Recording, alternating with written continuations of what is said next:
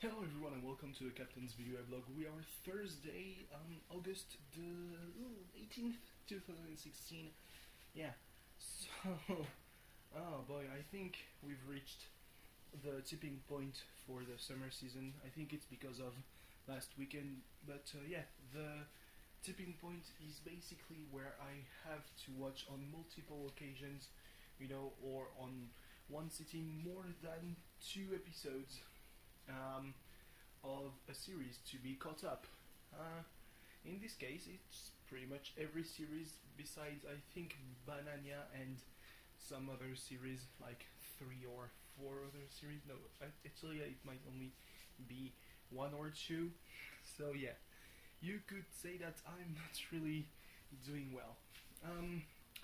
But still, I'm pretty confident that by September I will have been completely caught up because I think that on the weekend of the 27th I won't do any video vlogs either this time, not because some people are coming to my house, but rather because I'm probably going to Bordeaux to see a friend. So yeah, that would be pretty bad if I were to say, yeah, can you leave me alone for like 15 to 20 minutes. I need to speak to my camera for literally zero people on the internet to see. So yeah, the time that I will be getting there, I will probably use to watch anime and other video content that is not in my native language, because I've noticed that not like last year at this period, though last year it was even worse. I haven't been able to be caught up with some podcasts from Rooster Teeth, namely, the Dude Soup podcast, the Rooster Teeth podcast, the Off Topic podcast. I've been pretty much out of the loop for a month and a half, and that's only because I suddenly noticed that I wouldn't be able to properly translate episodes of Cabanity if I were to to have people arguing in English in my ears. But the plan was originally take an episode. While I'm translating it, I have a podcast in my ears, because it usually translation can be a pretty easy thing if you're doing from English to French, which was what I kind of did in the first few episodes. But I decided that sometimes even the English misses the meaning of some Japanese words. So I went ahead and decided to take it from the source. Most times I will translate from English. Other times, when there are some technical terms or in some phrases, I will also translate from Japanese, because it's a way for me to not only get better at not at Japanese basically, but also at adapting what I could say in English into what I could say in French, because maybe too often right now I'm feeling at a loss for words when I'm speaking French, and I have the English thing in my head, but not the French thing, because I probably never thought about it. Probably never was in a context where I needed to use that kind of expression. So yeah. Anyway, let's speak a bit about NXT, the last NXT before NXT TakeOver Brooklyn 2. And someone on Twitter said one very interesting thing, which was that NXT TakeOver events were so much, it was much easier to get hyped and to look forward to those, because NXT being NXT, not having the same team and the same audience, will have more decisive, definitive finishes to their matches. Not because sometimes it will be the last match of someone on NXT on developmental before they move up. which has happened, sometimes one by one, but more now, it's literally chunks of the roster being taken, and up they go. This is probably the last NXT event, the last big NXT event for Bayley. One of the last for Samoa Joe and Shinsuke Nakamura. Probably not the last for Asuka, because Asuka will have to be pretty much the HBIC for the women's division on NXT. Before there was a 3-on-3 female match with Carmella, Liv Morgan and Nikki Cross, and on the other side there was Macy Rose, Alexa Bliss, and Daria from Tough Enough, from last year's Tough Enough. And before the match began, I was like, okay, Nikki Cross, Carmella, Alexa Bliss, and Daria, I can kind of see something in them. I mean, Daria, obviously, because she comes from MMA, so there's going to be something. And Nikki Cross, because she literally has a pretty huge career behind her. So yeah, but Liv Morgan and Macy Rose, I'm not sure. I mean, like, Corey Graves is, it's really weird, because it sounds like he's being sarcastic when he's praising Macy Rose.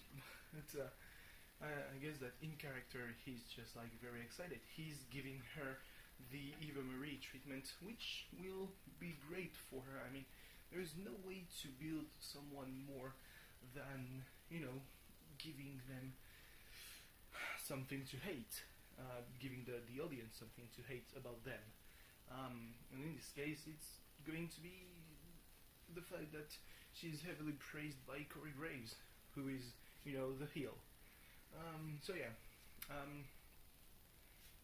what can I say, really? It was an okay match. Nothing out of this world. Daria has, I call her Daria from Tough Enough because I kind of know the sounds in her last name, but my brain cannot make them out into something coherent, and that will be close to the truth. So yeah, there's that. Daria had some impressive offense. Like she hit a takedown on Nikki Cross. Oh God! Oh Jesus Christ! Nikki Cross is just pretty fucking amazing.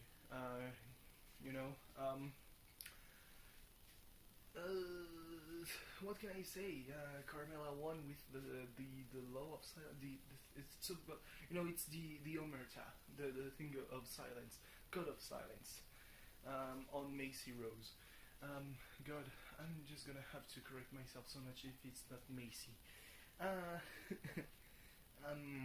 But yeah, that was pretty much the only real kind of relevant match. What with Eva Marie getting suspended for 30 days, and Alberto Del Rio and Paige are also suspended for 30 days. Holy shit, that's a lot of people being suspended. Texas was pretty wild, if you ask me. Anyway, yeah. So there was another match with Hideo Itami facing Mustafa Ali. Mustafa Ali, who had a really good match against Lince Dorado. And the match here was, I guess it was fine. But yeah, basically, just Hideo won with a knee. And I think there are some of the same people who say, yeah, Hideo should use the GTS, and the same people who say that, I think, might as well have said, yeah, but Finn Balor into having the Demon King coming on Raw is wasting it. I think that the second is true, the first one not so much. Yeah.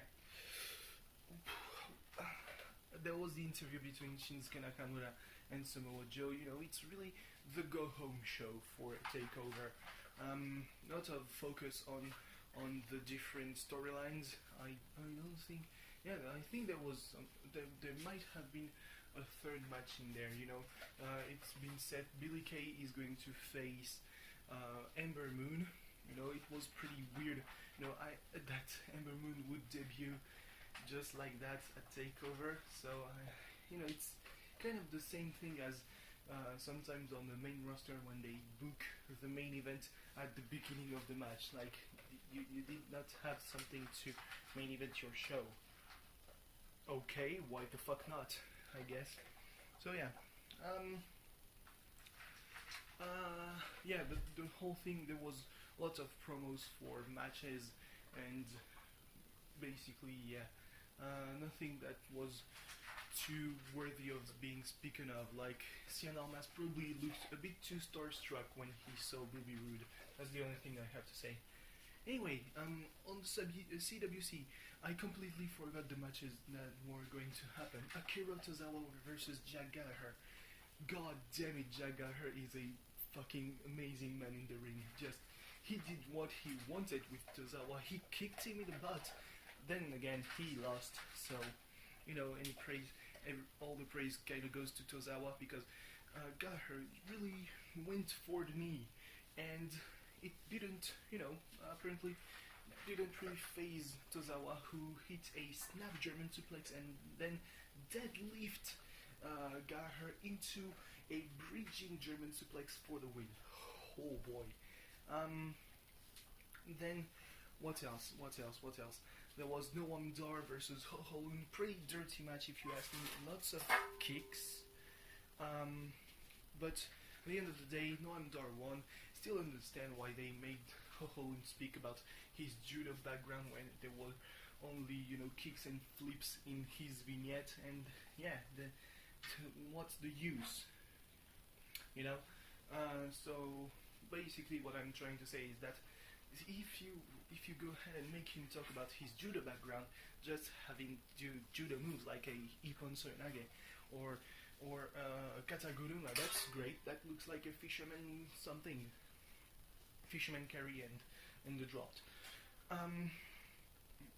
Really great match between Tony Nese and the Brian Kendrick. Kendrick won with the bully choke. It was a really good match. Like, the Brian Kendrick is as dirty as they come. He's vicious. Tony Nese is pretty fucking strong. Like, he can get out of most of the offense of Brian Kendrick, but at one point, all the vicious attacks and kicking him when he's in the ropes and kicking him when he's in the turnbuckle, it's going to have some effect on him. And when he kind of missed his 450 splash, that was pretty much it. He didn't crash land, but it was too late. Brian Kendrick has a lot of resiliency, and he can go at it, without even really thinking about it. So that's kind of great about him. But I do think that he's going out in the quarterfinals or in the quarterfinals. But yeah, next week. Also great matches. Oh god, this is good. Anyway, I think I'm running out of time, so I will only say thank you for watching. See you tomorrow where I will speak a bit about the Olympics, I guess, because France qualified for the finals of the handball and lost, but they really fought well against the USA in women's basketball. So yeah, pretty hyped. Anyway, thanks for watching. See you tomorrow. Bye bye. I don't know if you heard me over my dog's eating. Goodbye.